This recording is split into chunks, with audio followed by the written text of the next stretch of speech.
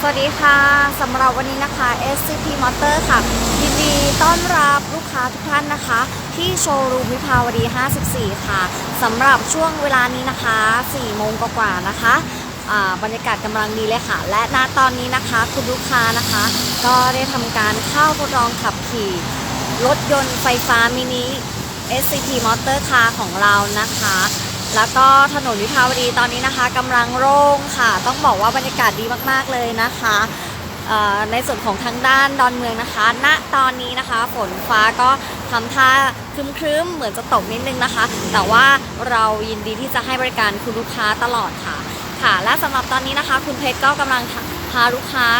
นะคะทำการทดลองขับขี่นะคะซึ่งรถยนต์ไฟฟ้าของเรานะคะสามารถขับขี่ได้จริงนะคะเพียงแต่ว่าตรงนี้นะคะจะยังไม่สามารถจดทะเบียนรองรับได้นะคะเนื่องจากว่า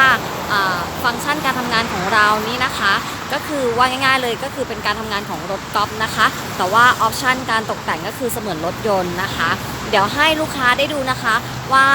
รถยนต์ไฟฟ้ามินิของ SCP Motor ของเรานะคะมีรูปร่างรูปทรงน่าสนใจน่ารักขนาดไหนนะคะ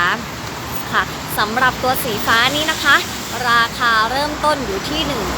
139,000 บาทนะคะตัวนี้เล็กกระทัดรัดมากๆเลยค่ะเหมาะสำหรับสไตล์คนเมืองกรุงนะคะ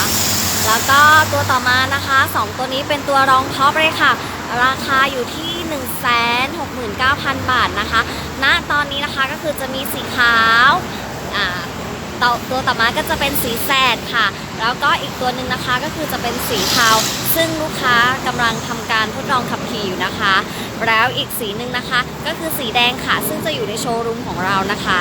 ค่ะและสำหรับเพื่อนๆท่านใดนะคะหรือว่าลูกค้าท่านไหนนะคะที่สนใจจะเข้ามาทำการทดลองขับขี่นะคะสามารถเข้ามาได้เลยค่ะที่โชว์รูมวิภาวดีนะคะ54นะคะจะมีเจ้าหน้าที่บริการลูกค้านะคะคอยให้บริการทุกท่านค่ะพร้อมกับให้คำแนะนำการปรึกษานะคะ